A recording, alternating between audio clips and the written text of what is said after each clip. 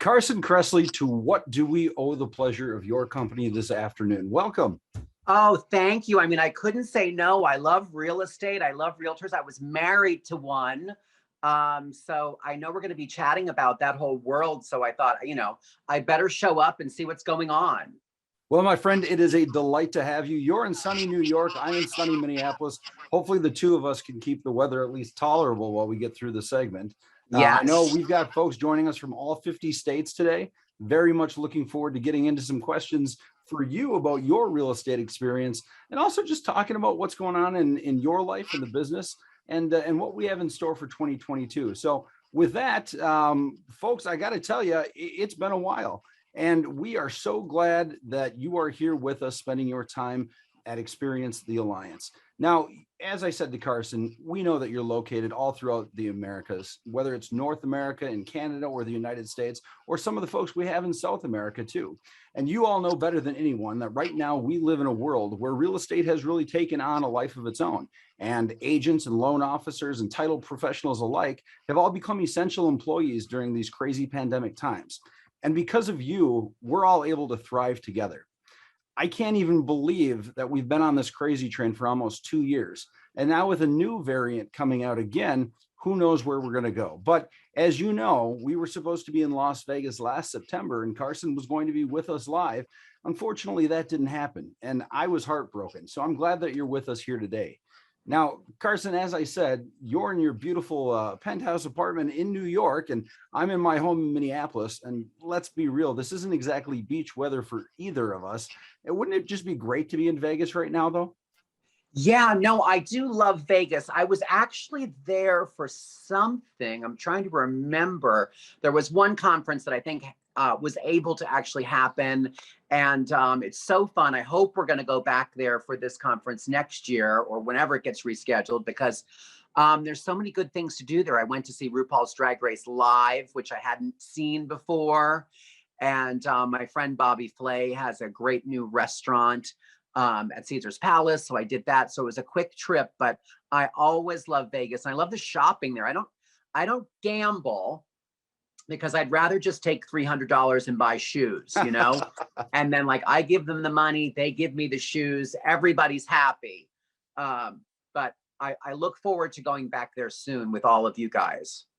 Well, I have to tell you, I bought some of this outfit the last time I was in Vegas, and that wasn't necessarily because I wanted to, but more or less because after 2 years in sweatpants, I didn't really fit into much else. So here we are, and you're kind of the maven on all things fashion, Carson. So lay it on me, man. How am I looking? I got my hair cut for you. I told my barber, I said, listen, Jake, I need my hair to look great so he doesn't tell me to sashay away. And he just kind of blankly stared at me. But here I am. What do you think?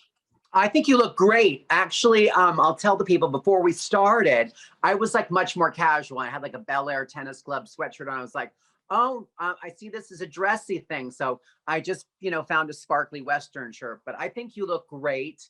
I think that, I think tailored clothing, always looks professional. And I think with a realtor, you want confidence. That's kind of what you're buying, confidence that they're going to take care of everything, that they're going to get you the best price, that they're going to help you sell your house that maybe you couldn't sell. So I think for you guys and what you have on right now is perfect because it looks polished, it's simple, and it has a quiet confidence about it. And I think that is probably the most important thing when it comes to dressing for work. And it can be a wide variety of looks, because what's appropriate for a dairy farmer versus a realtor versus a, chemical engineer is going to be really different. But I think you've slayed what you need to do, which is to look polished, look successful, and most importantly, look confident. I love it. I'm going to repeat, right? I'm going to repeat all of that to my husband as soon as we're done here, just to remind him of that as well.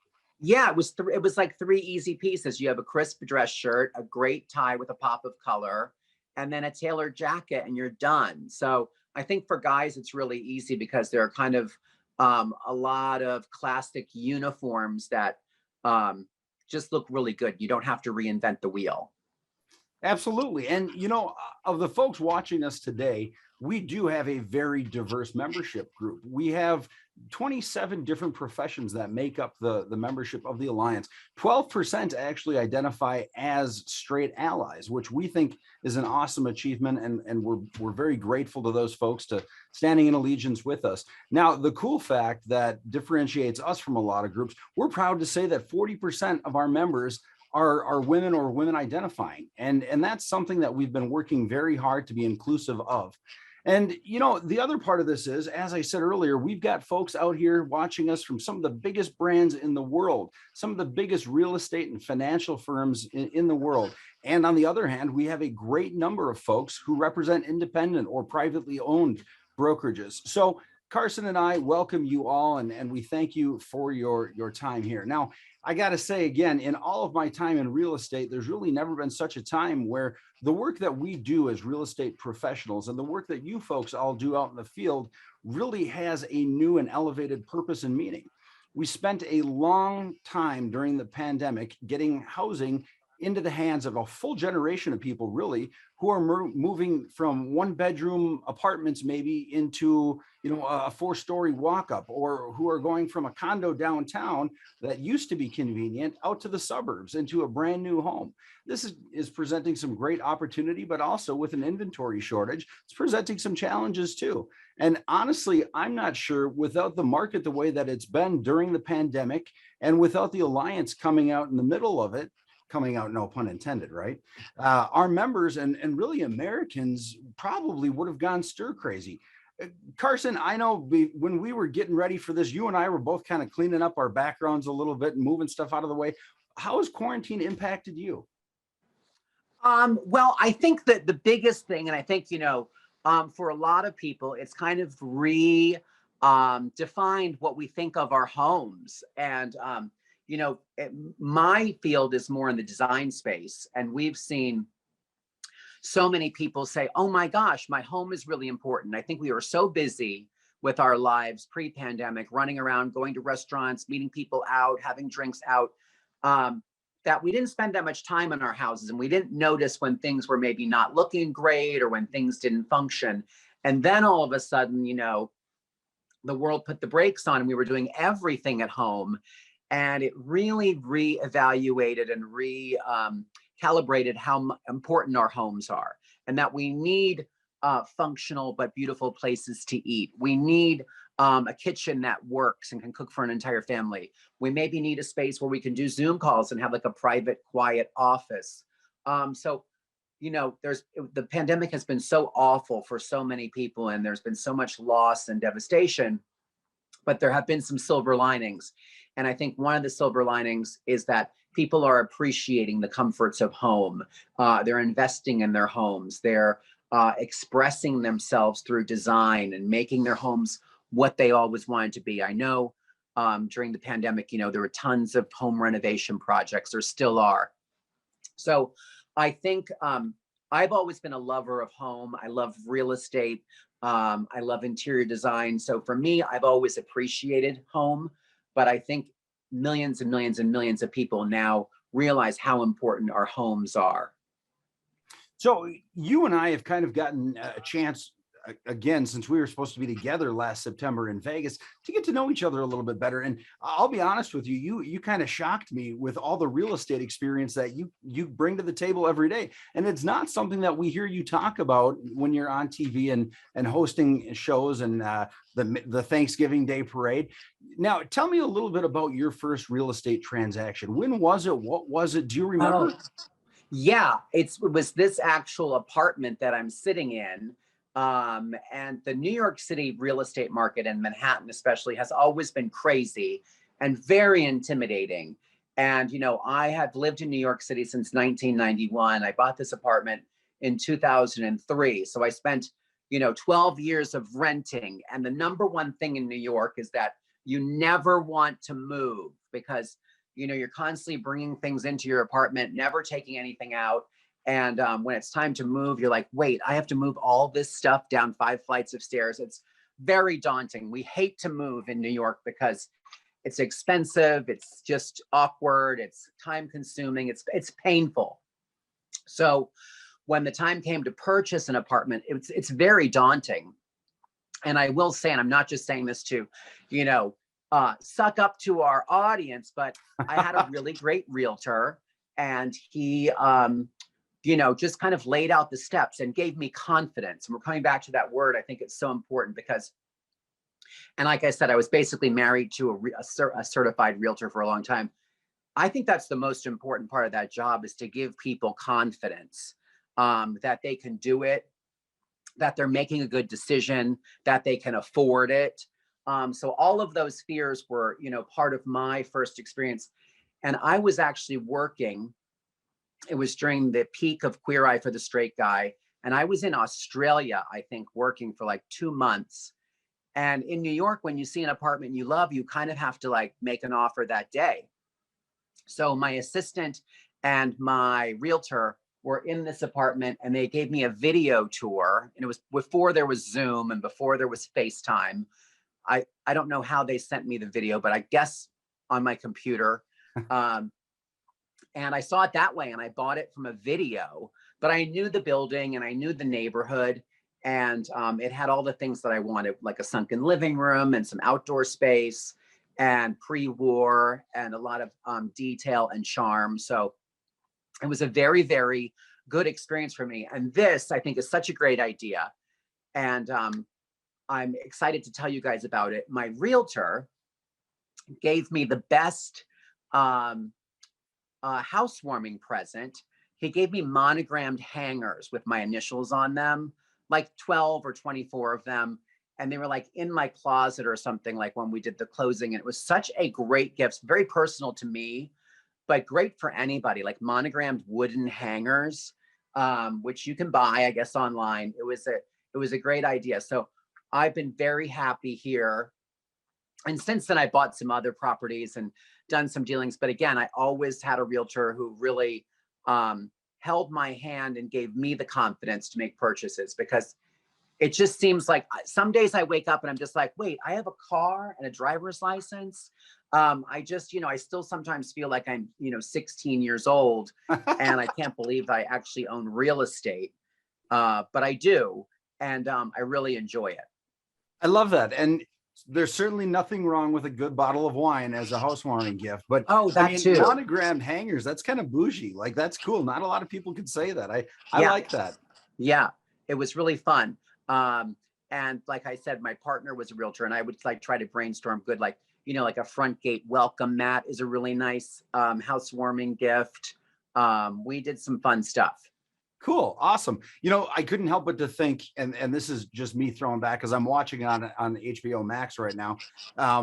When you were talking about the moving process in a New York City apartment, I went all Carrie Bradshaw, totally Right. Carrie Bradshaw there. Like, that's my, when someone in New York tells me about that process, I think about the terror that I had moving out of my condo downtown in Minneapolis in February, which February in Minnesota is no treat, my friend, let me tell you.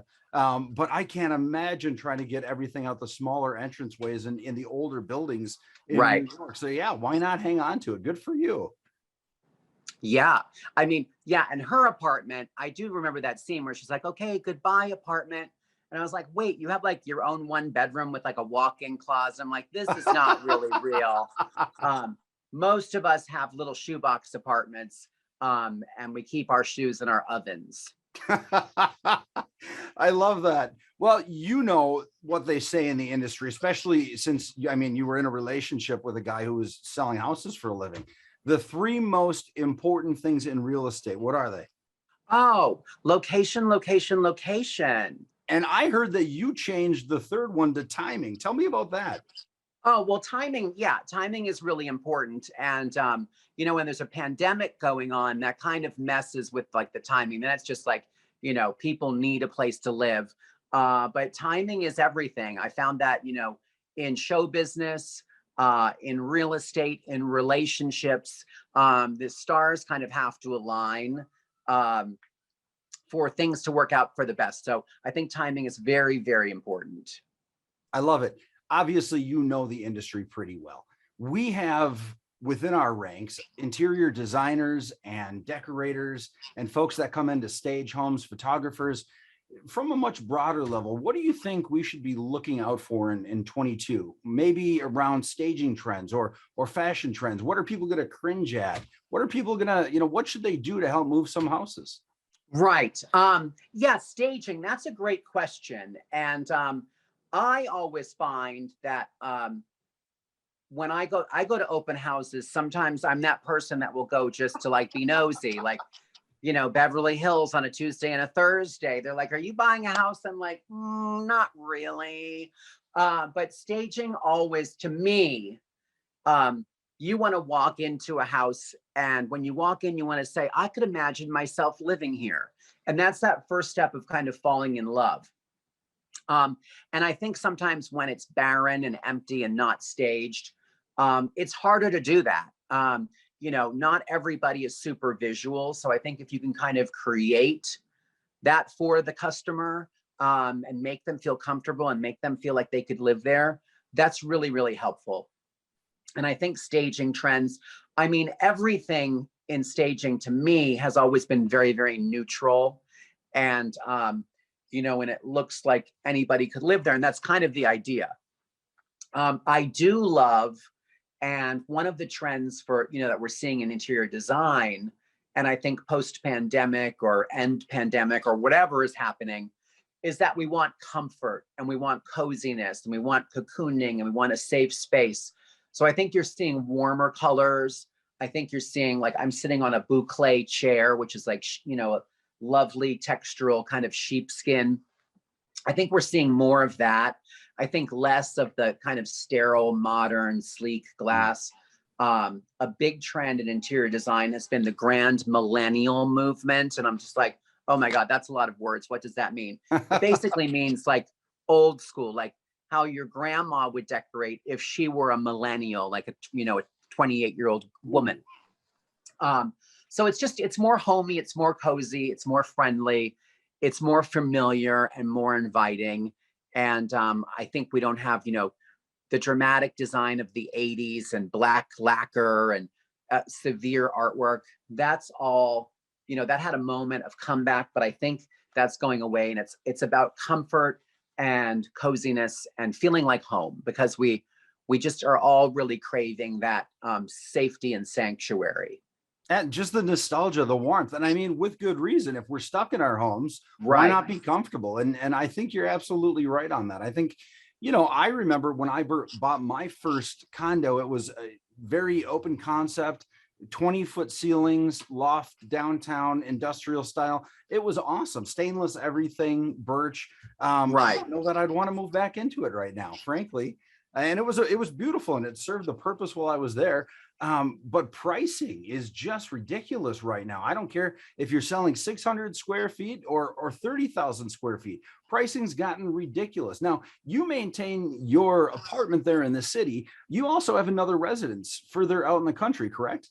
Yeah, I do have a farm in Pennsylvania, and uh, so many. You should buy real estate, or some people should buy real estate because it's an investment, and I buy it because I fall in love with places, which is very not smart usually. But timing was a really big part of this equation. When I was growing up outside of Allentown, Pennsylvania, my grandparents had a multi-generational family farm, stone farmhouse, stone bank barn, beautiful. And on a neighboring hill, somebody had built a very like 1977 two-story colonial, Connecticut style colonial, I guess, with a lot of antique looking brick and shingles. And I saw that being built in the 70s, and I was like 5 years old, and I was like, I want to live on a house on a hill. And it looked so fancy, and like, it was my dream house. And it came available. And my sister actually lives next door on the family farm. And this house became available, and I saw it, and it was probably the peak of the market. I don't know, in the early 2000s. It was very expensive. And I had just bought this apartment. I was like, I cannot have two homes. Like, I can't even have one home. Like, one home sounds like too much. I went to go look at it and I loved it, but I was hyperventilating at the fact of like managing two houses and being able to afford it. But then timing was really important. And 5 or 6 years later, it became available again. And I think it was in, I don't know, maybe like 2015, and the prices were dramatically lower. And my partner at the time represented me, and he said, we can just make a lower offer. Like, you can always make an offer. They can say no. And I was like, oh no, I don't know. I don't want to offend. Like, and that's again where a really seasoned realtor comes in and says, no, I know how to navigate this situation, and I know how to be respectful and gracious with the seller. And we made an offer and they didn't take it. And then we, improved it and they did take it. And I've been very happy there having, when you live in New York full time, it is intense. So it's great to have, if you can afford it, it's great to have an escape. And certainly when there's a pandemic happening, I was very, very fortunate. And I know not everybody had that. But I was so happy to have that. And it's really my happy place. I go out there.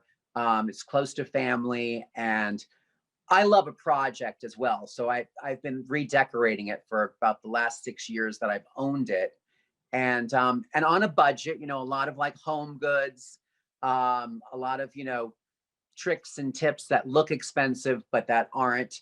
And it turned out really well. I'm delighted with it, and I'm so glad that I took the plunge and did that. So yeah, that was, I think, my second real estate foray.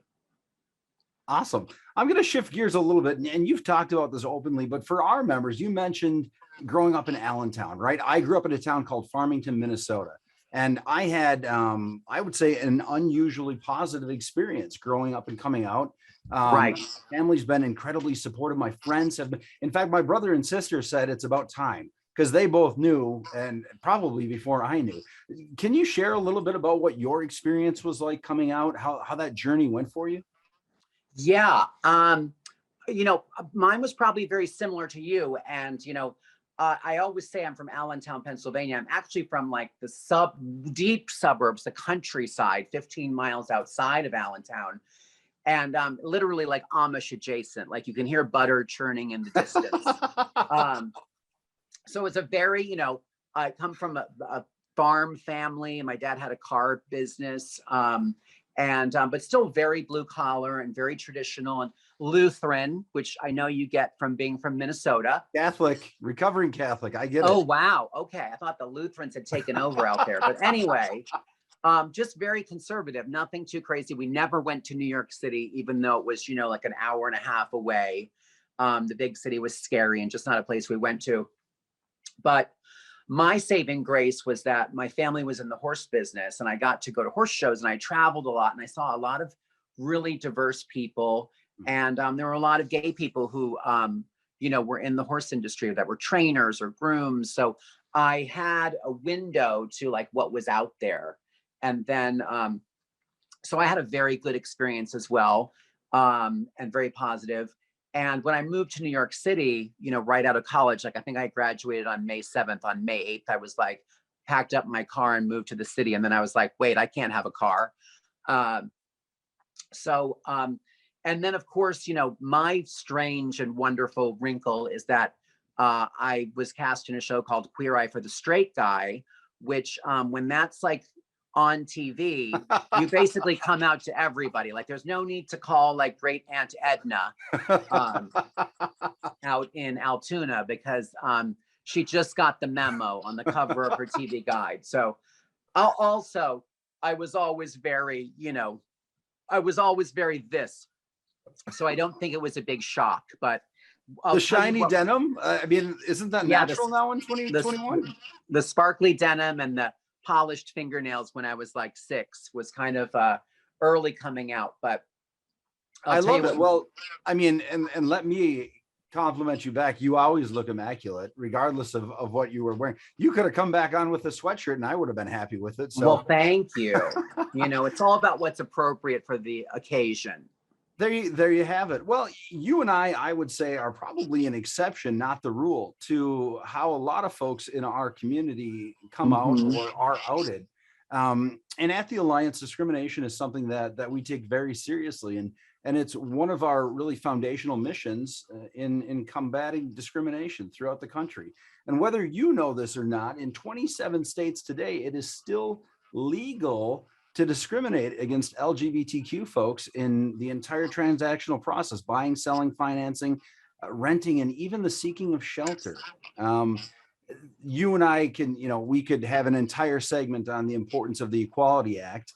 Right. What advice would you have for either someone on a personal level or even an agent who is experiencing discrimination because of their orientation or their identity?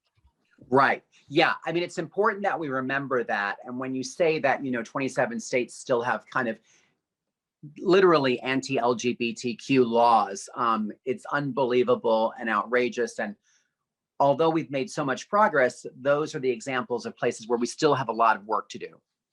But what I would say is, and keeping it very positive, is things, are getting better every day. And we have some setbacks, and then we, step 5 steps forward and 2 steps back and then 4 steps forward. So I think we're always moving in the right direction. Praise the Lord. But I think what's really important is to have a community. And I tell this, when I'm talking to kids who are coming out, or when I'm speaking to students, it can be very, very isolating as an adult or as a kid, or if you're, working in a big firm and you're discriminated against. It feels like you're very, very alone. You're afraid to tell people about it. You maybe don't want to rock the boat, whatever. But your outlook will change when you realize there's a whole community. You have a fantastic professional group, which I'm sure is a wonderful resource. If anybody watching is experiencing discrimination, they can reach out and know that they have a group of friends and allies who can be a sounding board, who can offer advice, who can offer support. And I tell that to people that are just coming out. And it's a process, and you need to do it in your own time, and you need to have a support network there, because it's possible that not everyone's going to be supportive, but you must remember that there is a whole world out there of allies and support groups and local LGBT centers and the Trevor Project and True Colors United. There's so many resources that are there to support you. So I would just always tell people, please don't feel alone, because you're not. Well said. Well said. On a lighter note, I want to throw back. You mentioned horses, and I know, because I follow you on Insta and Twitter, I know that you're an avid horse enthusiast, and you ride and you raise. We have, and I didn't know this when we started the Alliance until people started reaching out to us, and maybe it's an LGBTQ niche, but we have literally dozens of equestrian property specialists in the Alliance. Talk to me a little bit about your experience with horses, riding, showing, raising. Yeah. Like I alluded to earlier, my grandparents had a pony farm, which is like, how lucky was I? Like nobody, I lived next door to a pony farm where I could just like hop a fence and jump on ponies and ride around. It was like a Disney movie, or maybe it was an after school special, because it wasn't always fun. But I've always had horses in my life. They are so wonderful. They are a great therapeutic resource for high stress people like me, but also for wounded veterans and children with different abilities. They're just really the most therapeutic, wonderful, zen, calming thing, which is ironic because sometimes I'm on top of them and I'm just like, please don't kill me. How is this relaxing? But somehow it is, because you're not thinking about anything else. You're just, connecting with your horse. So it's something I've done since I was a kid. I love it. I've been able to compete at some very high levels. I was on the World Cup team in '99, and I've won a couple world championships, and that's really fun. And also just riding around my farm is really fun. So I would tell people that, if you're interested in horses, it's a great hobby, it's great recreation, and you can participate at any level. You don't have to be, I'm on cable, so I'm not like a billionaire. I do it at a certain level, but you can just go for a riding lesson or volunteer at a therapeutic horsemanship school, or just go to your neighbors and ask if you can feed them carrots or peppermints. I mean, they're just so great to be around, and there's so many different ways to interact with horses. You don't actually have to own one, and you don't have to spend a lot of money. And I've always been intrigued by the equine specialist realtors. I was like, I think I would be really good at that. And there's one woman, I think her name is like Barbara Hoffman, and she's always like in the fancy real estate magazines. And she has like fabulous hair, and she's like holding a gorgeous horse. And she has like these listings where it's like $10 million ranch in Kentucky, $25 million property in Wellington, $13 million property in Connecticut. But she lists them all. She just must have lots of rich friends or something, but she intrigues me.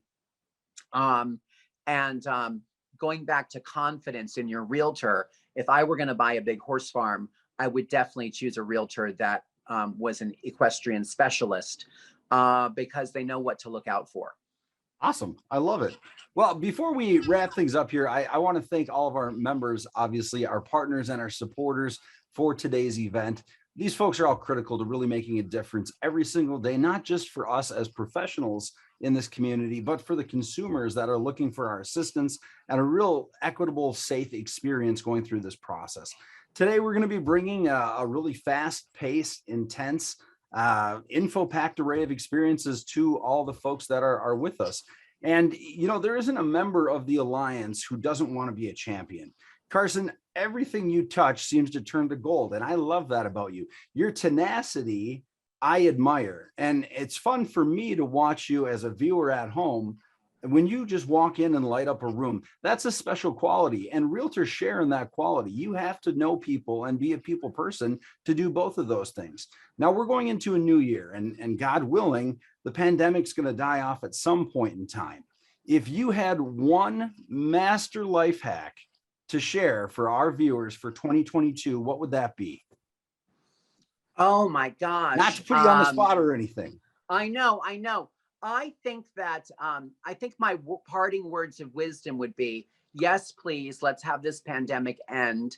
But let's also remember some of the lessons we learned, that home is important, that work isn't absolutely everything, that family time is important, gathering is important, caring for each other is important. I think there's a lot of lessons we can take forward with us as we hopefully emerge into a more fun time in the future. Carson, anything to say to sign off before we wrap things up? I would just say go out there and have fun and sell some houses, kids. That's the fun part. All right. Mr. Kressley, it's always a pleasure. You are the ultimate gentleman, and I mean that from a place of true passion and love. Thank you so much for being with us today.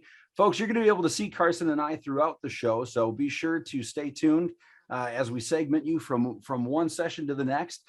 And I think you're probably going to be treated to a couple other fashion hacks or life hacks, some tips and tricks through the way as well. So Carson and I will pop in and out probably when you're not expecting it, to be real honest. But for now, grab some coffee, kick back, and get ready to experience the Alliance. Thanks so much, Ryan.